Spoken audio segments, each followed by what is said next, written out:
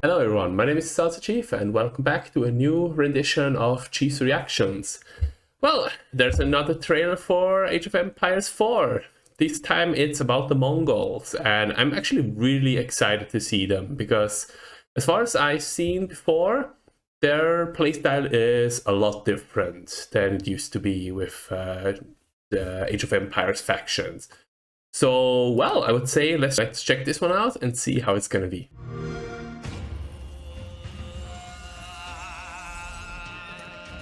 Powerful, martial, and nomadic.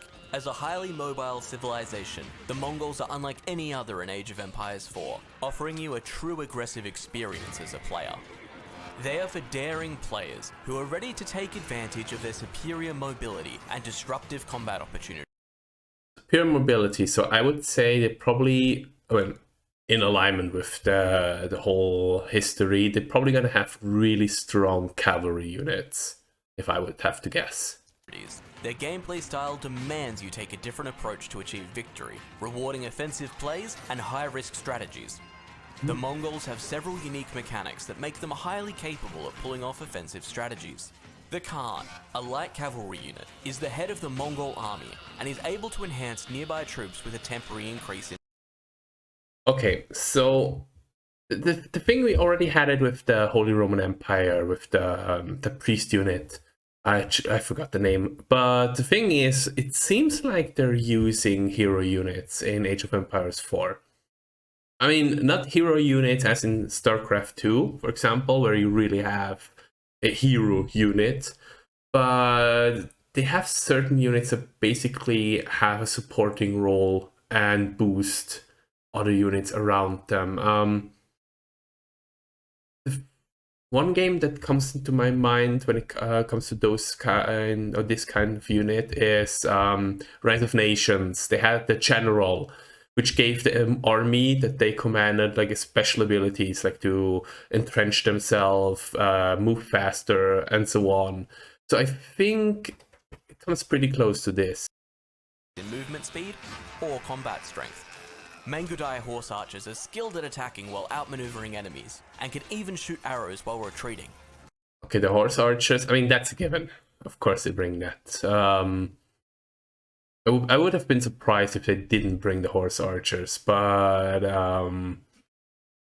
it seems the animation seems a bit more fluid compared to previous videos. The Mongols benefit from early aggressive raiding, as you earn resources when enemy buildings are burned to the ground. Okay, so the Mongols they're gonna need a very aggressive play style, and it seems they're probably gonna be very strong in the early game. Maybe not in the late game. Because I think the Holy Roman Empire is more of a mid-end game faction.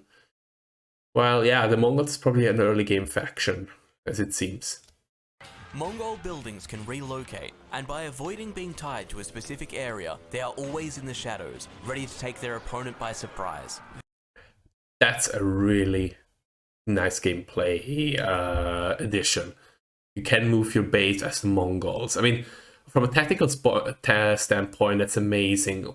On the other hand, it kind of prevents... No, I mean, it's in alignment with the playstyle. You have to be aggressive. You can't entrench yourself and basically encroach on the enemy. You have to be on the move and use up all the resources, basically like a swarm of locusts. You move around the map, gobble up all the resources, and keep on attacking. It's a very interesting playstyle. It's not necessarily my playstyle, but I like this. I really like this addition. Their mobility is a huge advantage, as they can easily relocate the Gur, their unique resource drop-off building. They are also aided by the YAM network, a technology that lets outposts increase the speed of all nearby units. This mobility buildings are also giving them buff. I mean, from a tactical standpoint, it's really interesting. You could just build an outpost nearby where you're probably going to expect enemies, and then you have a huge boost for your troops, which basically you would bring that building with you. So basically every time you get into a battle, you place down the building and it supports your units, which is actually pretty smart if you think about it.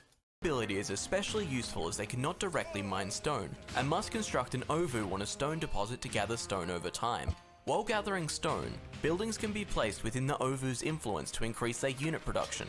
Once depleted, the Mongols can easily move to the next stone deposit or strategic point on the map, allowing the Mongols to dominate the map and exploit its resources. Okay, so they don't need villagers, technically. They really take up a resource point and use it up. It's like in Warcraft 3, I think the Night Elves and the Undead had that. Yeah, I think they did that as well.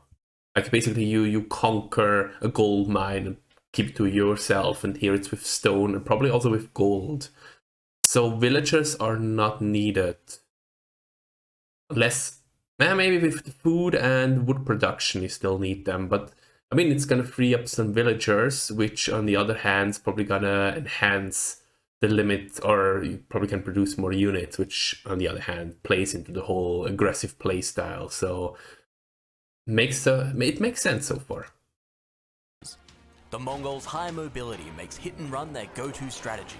However, they lack walls or strong fortifications, and their constant migration means their base can be vulnerable. When playing against the Mongols, keeping an eye on the stone deposits can give away their location, if you can catch up to them. Okay. Yeah, it's exactly that. So you can't entrench, you have to be aggressive.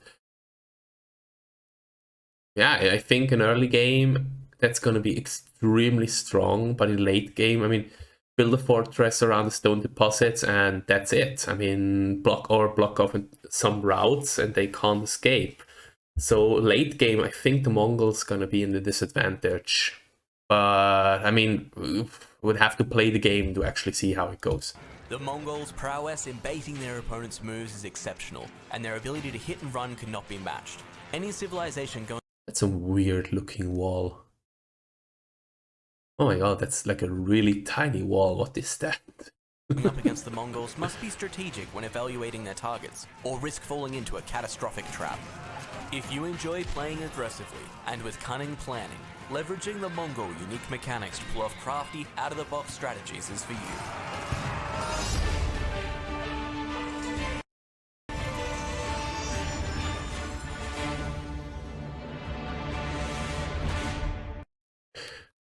I mean, yeah, it seems interesting. That's the first time I have to say that's like really a new thing for Age of Empires 4. I mean, it's not new. I mean, other games already did that before, but the whole concept I find very interesting.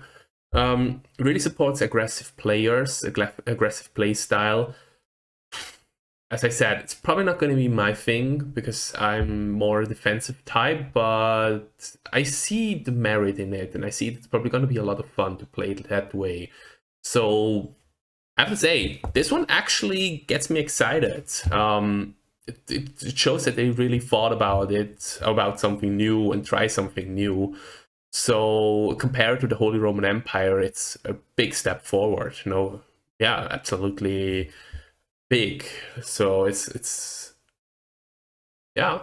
I hope the future factions that they're gonna present, if there's more, gonna be also in that direction. So a little bit away from the standard formula as with the Holy Roman Empire, and more innovative as with the Mongols. But so far, I have to say, this one I really like. It gets my hopes up a little bit.